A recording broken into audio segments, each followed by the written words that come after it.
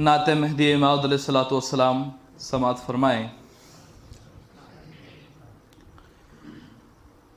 ہمیں نسبت ہے مہدی سے زمانے کو بتانا ہے، ہمیں نسبت ہے مہدی سے زمانے کو بتانا ہے، ہوائیں کفر کی ہیں پر دیا حق کا جلانا ہے، ہوائیں کفر کی ہیں پر دیا حق کا جلانا ہے۔ اگر مہدی کو اپنے دل کے حجرے میں بسانا ہے، اگر مہدی کو اپنے دل کے حجرے میں بسانا ہے، ضروری ہے پھر دل سے انا کا بت گرانا ہے، ضروری ہے پھر دل سے انا کا بت گرانا ہے۔ اگر امت کو دنیا کی ہلاکت سے بچانا ہے، اگر امت کو دنیا کی ہلاکت سے بچانا ہے، جہاں کو مہدی برحق کی راہوں پر لے آنا ہے، جہاں کو مہدی برحق کی راہوں پر لے آنا ہے۔ غلامی کی سند معود سے گر ہم کو پانا ہے، غلامی کی سند معود سے گر ہم کو پانا ہے، تو حکم مہدی معود پر خود کو چلانا ہے۔ غلامی کی سند مہدی معود سے گر ہم کو پانا ہے، تو حکم مہدی معود پر خود کو چلانا ہے۔ ہزاروں سالہ مقبولہ عبادت سے بہتر ہے، ہزاروں سالہ مقبولہ عبادت سے بہتر ہے، نگاہ مہدی کی میرے اور بصیرت کا خزانہ ہے، نگاہ مہدی کی میرے وہ بصیرت کا خزانہ ہے۔ ہزاروں سالہ مقبولہ عبادت سے بھی بہتر ہے، ہزاروں سالہ مقبولہ عبادت سے بھی بہتر ہے، نگاہ مہدی کی میرے وہ بصیرت کا خزانہ ہے۔ اسے ہی مہدوی کہتے ہیں شاید لوگ دنیا میں، اسے ہی مہدوی کہتے ہیں لوگ شاید اس دنیا میں، خدا کے عشق میں دونوں جہاں سے جو بیگانہ ہے، خدا کے عشق میں جو دونوں جہانوں سے بیگانہ ہے۔ بدل جاتے ہیں معنی لفظ کے مہدی کی نسبت سے، بدل جاتے ہیں معنی لفظ کے مہدی کی نسبت سے، جو مہدی کا دیوانہ ہے حقیقت میں سیانہ ہے۔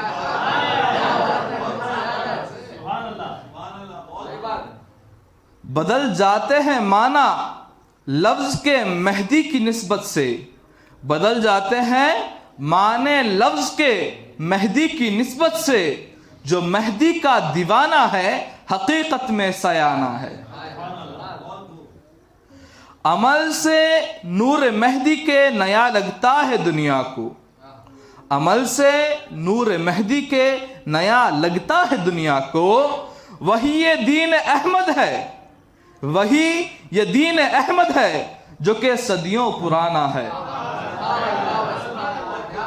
عمل سے نور مہدی کے نیا لگتا ہے دنیا کو، عمل سے نور مہدی کے نیا لگتا ہے دنیا کو، وہی یہ دین احمد ہے جو صدیوں پرانا ہے۔ وہی عاشق ہے مہدی کا، یہی پہچان ہے اس کی، وہی عاشق ہے مہدی کا، یہی پہچان ہے اس کی، جو طالب ہے خدا کا جس کی ٹھوکر میں زمانہ ہے۔ وہی عاشق ہے مہدی کا، وہی عاشق ہے مہدی کا، یہی پہچان ہے اس کی، جو طالب ہے خدا کا جس کی ٹھوکر میں زمانہ ہے۔ جہاں ملتی ہے دنیا کو، جہاں ملتی ہے دنیا کو نبی کی مستند سیرت، جہاں ملتی ہے دنیا کو نبی کی مستند سیرت، وہ خاتم الاولیاء آخر زماں کا آستانہ ہے. وہ خاتم الاولیاء آخر زماں کا آستانہ ہے. مقطع سماعت فرمائیں.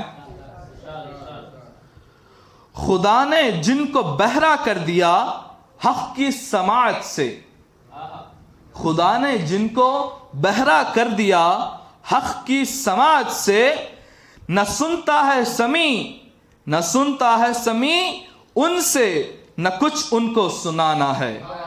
نہ سنتا ہے سمیع ان سے، نہ ان کو کچھ سنانا ہے. حاضرین محترم، یہ تھی نعت مہدی موعود علیہ السلام. اللہ تبارک و تعالی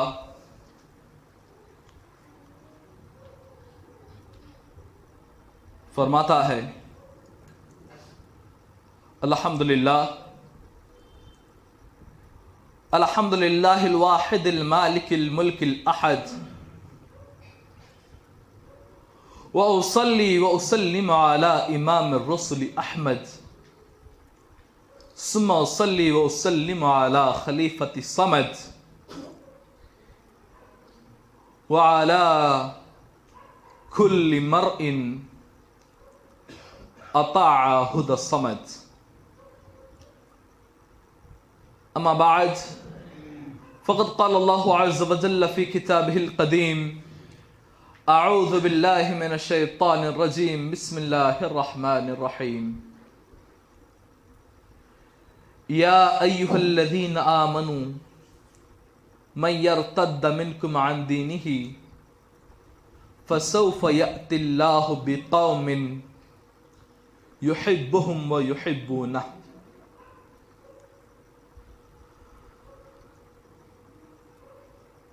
الى آخر الآیہ. وقال رسول الله صلى الله عليه وسلم عن سيدنا ثوبان رضي الله تعالى عنه قال قال رسول الله صلى الله عليه وسلم: يقتتل عند كنزكم ثلاثا كلهم ابن الخليفة فلم يصيروا إلى أحد منهم، ثم تطلع الراية السواد من قبل المشرق فيقتلونكم لم يقتلكم قوم، ثم يجيء خليفة الله المهدي فإذا سمعتم فأتوه فبايعوه ولو حبوا على الثلج فإنه خليفة الله المهدي. ما بعد، حاضرین محترم، سامعین حضرات، بزرگوں، نوجوانان قوم اور پیارے بچوں، السلام علیکم ورحمۃ اللہ وبرکاتہ. چونکہ خلاق کائنات اپنے کلام بلاغت نظام میں ارشاد فرماتا ہے: یا ایھا الذین آمنوا من یرتد منکم عن دینہ، اے ایمان والو، تم میں سے اگر کوئی ارتداد کر جائے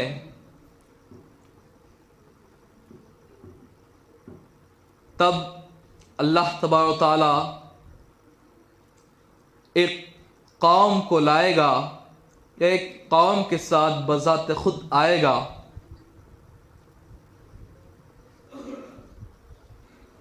وہ قوم سے اللہ تبارک و تعالی خود محبت کرے گا اور وہ قوم اللہ تبارک و تعالی سے محبت کرے گی. چونکہ حاضرین محترم،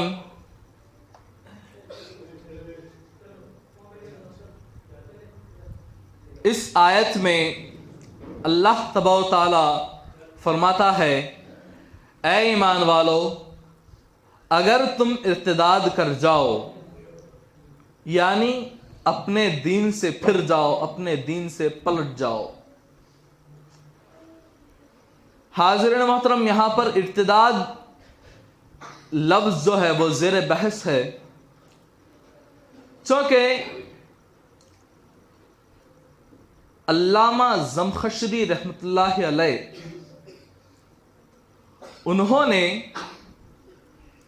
اپنی کتاب میں ارتداد کے متعلق لکھا ہے کہ وہ لوگ جو پلٹ جائیں گے اپنے دین سے تو وہ کون لوگ پلٹیں گے، اس کے بارے میں علامہ زمخشری رحمۃ اللہ علیہ اپنی کتاب اپنی تفسیر میں لکھتے ہیں کہ وہ جو قوم ہوگی جو پلٹے گی وہ حضرت ابو بکر رضی اللہ تعالیٰ عنہ کے زمانے کی قوم ہوگی جنہوں نے زکوٰۃ دینے سے انکار کر دیا تھا۔ حاضر محترم، علامہ زمخشری نے جب یہ فرمایا کہ اس قوم سے مراد ارتداد کرنے والی، پلٹنے والی، اپنے دین سے پھر جانے والی قوم سے مراد، علامہ زمخشری رحمۃ اللہ علیہ نے حضرت ابو بکر رضی اللہ تعالیٰ عنہ کے زمانے میں جن لوگوں نے زکوٰۃ دینے سے انکار کر دیا تھا ان کو مراد لیا ہے۔ اور تقریباً اکابر مفسرین جو بڑے بڑے مفسرین ہیں، ان تمام مفسرین نے علامہ زمخشری رحمۃ اللہ علیہ کی اتباع کی ہے۔ چونکہ آپ بڑے تھے، آپ عمر میں، علم میں بڑے تھے، لہذا آپ کی ہی بات کو انہوں نے فرمایا۔ لیکن ایک امام ہے علامہ، وہ اپنی کتاب میں فرماتے ہیں تفسیر نشابوری میں وہ فرماتے ہیں کہ یہاں پر قوم سے مراد قوم مہدی ہے۔ حاضرین محترم، اب آئیے ہم اس آیت میں تطبیق کرتے ہیں۔ چونکہ حضرت ابو بکر رضی اللہ تعالیٰ عنہ کا زمانہ جو ہے حضور اکرم صلی اللہ علیہ وسلم کے بعد کا زمانہ ہے، جو کہ بہت قریب کا زمانہ ہے، لیکن اگر ہم آیت میں غور و خوض کرتے ہیں، اگر تفکر اور تدبر کی نگاہوں کو دوڑاتے ہیں، اگر سوچ اور فکر کو اگر ہم دوڑاتے ہیں تو ہمیں یہ معلوم ہوتا ہے کہ اس آیت کے شروع میں جو ہے وہ ہے فَسَوْفَ يَأْتِ اللَّهُ۔ اب آئیے میں آپ کو اس کا استعمال بتلاتا ہوں۔ فَسَوْفَ يَأْتِ اللَّهُ، سوف جو ہے، سوف لفظ اگر مضارع کے صیغے میں اگر آ جاتا ہے، یعنی یأت اللہ کے پہلے اگر سوف اگر آتا ہے، یا پھر یأت اللہ یعنی مضارع کے صیغے سے پہلے سوف اگر آتا ہے، تو اس کے معنی، اس کا ترجمہ یہ نکلتے ہیں کہ مستقبل بعید میں، یعنی بہت دور، فیوچر میں بہت دور، مستقبل میں بہت دور، مستقبل بعید کے معنی میں یہ لفظ استعمال ہوتا ہے۔ سوف اگر فعل مضارع کے پہلے آتا ہے، اگر ہم اس کے ساتھ اگر اس آیت کا ترجمہ کریں گے تو حضرت ابو بکر رضی اللہ تعالیٰ عنہ کا جو زمانہ تھا وہ ابتدائی زمانہ تھا، نہ کہ فسوف یأت اللہ کے معنی میں آتا ہے۔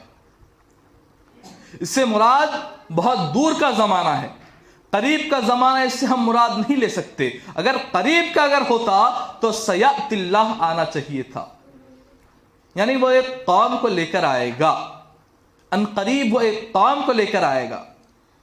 فیوچر میں دو قسم کے ہیں، ایک بہت دور والا فیوچر ہوتا ہے، بہت دور والا مستقبل ہوتا ہے، اور ایک قریب والا مستقبل ہوتا ہے۔ تو سین اگر آئے گا فعل مضارع پہ، سیأت اللہ اگر آئے گا تو قریب کے معنی دے گا، اور سوف یأت اللہ اگر آئے گا تو وہ دور کے معنی دے گا، مستقبل بعید کے معنی دے گا۔ تو اس آیت میں یہی فرمایا گیا ہے کہ سوف یأت اللہ، یعنی وہ بہت زمانے کے بعد وہ قوم آئے گی۔ تو ہمیں معلوم ہوتا ہے، علامہ نشابوری کی تفسیر سے ہمیں یہ اشارہ ملتا ہے کہ وہ دور میں قوم آنے والی جو ہے وہ قوم مہدی مراد ہے. اور اس ارتداد کے دوسرے معنی ہیں. ارتداد کے معنی یہ ہے کہ 500 ہجری میں ایک شخص تھا حسن صباح نام کا. اس شخص نے ارتداد کیا تھا اور اتنا شدید ارتداد کیا تھا, اتنا خطرناک طریقے سے وہ پلٹا تھا کہ وہ خود شیعہ کا ایک فرقہ ہے اسماعیلیہ, وہ اسماعیلیہ فرقے کو ریپرزینٹ کرتا تھا. اسماعیلیہ فرقے کا امام کے نام سے وہ فرقے کو چلانے لگا تھا. اور وہ اس نے ایک جنت بنائی تھی, خراسان نامی مقام پر اس نے ایک جنت بنائی تھی, اور جنت میں حور و قصور کو رکھے تھے. جنت میں ہمہ اقسام, جنت ایز اٹ از جنت بنائی تھی, اور اپنے لوگوں کو اس جنت میں بھیجتا تھا. جنت میں بھیجنے سے پہلے انہیں شراب پلا دی جاتی تھی, شراب پلانے کے بعد ان کو جنت میں بھیجتا تھا.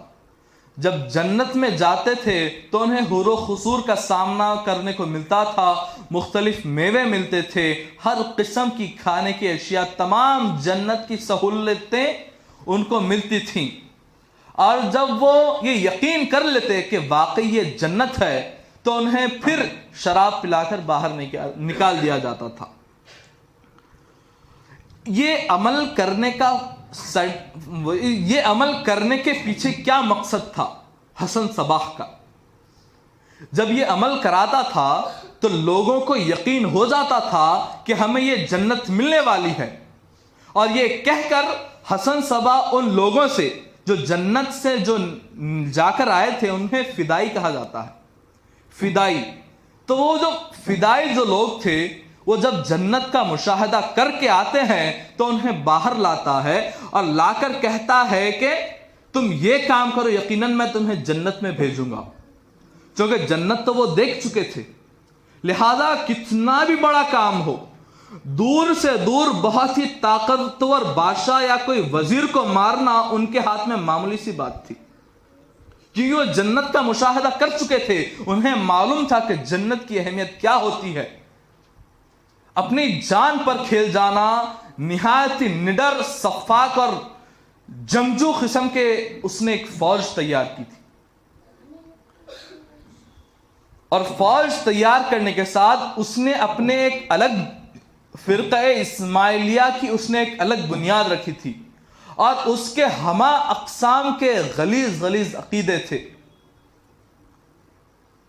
تمام اسلام کو اس نے چینج کر رکھا تھا, اسلام کو دوسرے طریقے کا اس نے سمجھ رکھا تھا. اسلام میں بہت ہی خراب قسم کے عقائد کو اس نے جوڑ لیے تھے, بلکہ وہ اسلام کہلانے کے لائق ہی نہیں تھا.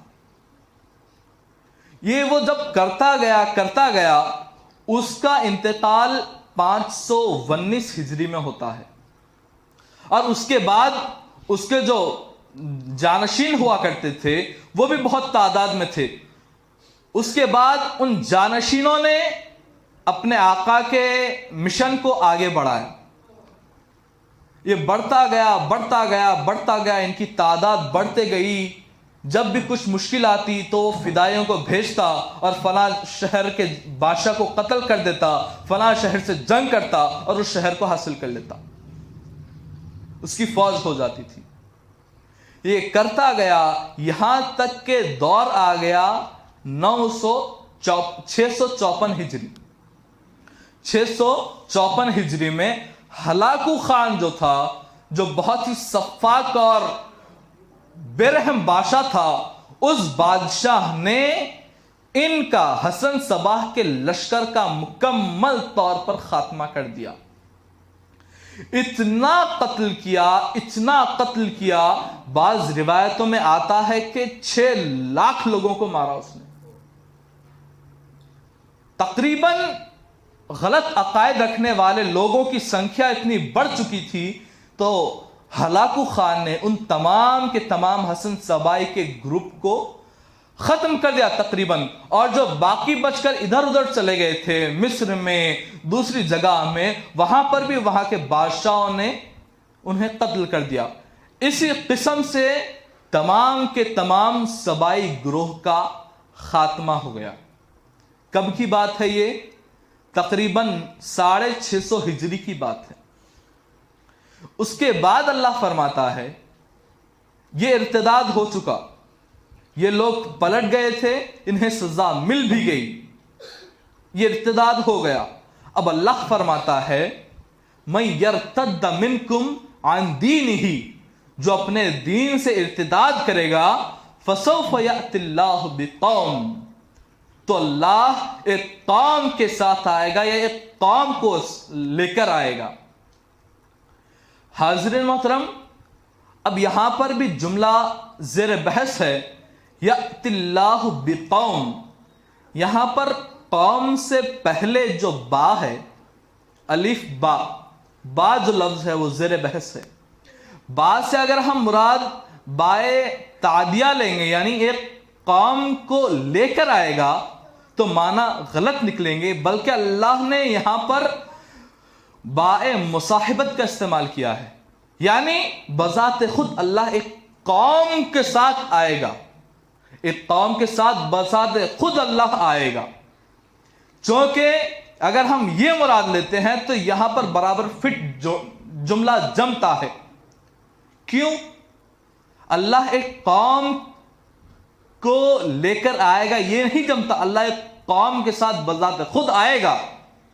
یہاں پر حاضر محترم غور طلب بات یہ ہے کہ اللہ تبارک تعالیٰ نے تورات میں جب موسیٰ علیہ السلام کے آنے کی بشارت کی تھی تو کیا فرماتا ہے؟ ان اللہ طلع من سینا،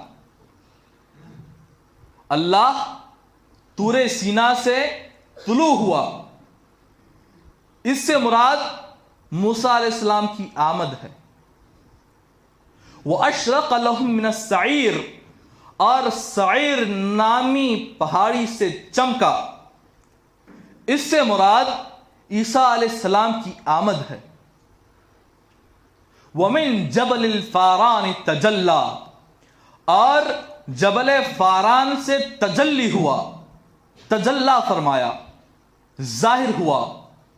اس سے مراد حضور اکرم صلی اللہ علیہ وسلم کی آمد ہے۔ جبل فاران سے مراد بعض اشخاص کوہ صفا یعنی صفا پہاڑی جس پر حضور اکرم صلی اللہ علیہ وسلم نے دعوی نبوت کیا تھا، لوگوں کو بلایا تھا، وہ پہاڑی ہے۔ اللہ تبارک تعالیٰ جب اپنے پیغمبروں کو بھیجتا ہے تو اپنے آنے کا بیان کرتا ہے۔ ان اللہ تعالیٰ من طور سینا، اللہ تبارک تعالیٰ طور سینا سے طلوع ہوتا ہے، سعیر نام کی پہاڑی پر روشن ہوتا ہے۔ وَأَشْرَقَ لَهُم مِّنَ السَّعِيرِ وَمِن جَبَلِ الْفَارَانِ تَجَلَّى، اور جبل فاران سے اللہ خود آتا ہے۔ تو یہاں پر بھی یأتی اللہ سے مراد اگر ہم لیں گے کہ حضور کے بعد آنے والی ہستی کون ہے، سب سے بڑی آنے والی ہستی کون ہے؟ صرف دو ہستی ہے، عیسیٰ علیہ السلام ہے اور مہدی موعود علیہ السلام ہے۔ عیسیٰ علیہ السلام اگر ہم مراد لیتے ہیں تو عیسیٰ علیہ السلام کا ذکر پہلے آ چکا ہے، وَأَشْرَقَ لَهُم مِّنَ السَّعِيرِ سے مراد عیسیٰ علیہ السلام کی آمد ہے۔ اب یہاں پر جو باقی بچتی ہے ذات، وہ صرف اور صرف مہدی موعود علیہ السلام کی ذات بچتی ہے۔ اب اللہ کیا فرما رہا ہے؟ یأتی اللہ بقوم، اللہ ایک قوم کے ساتھ خود آئے گا۔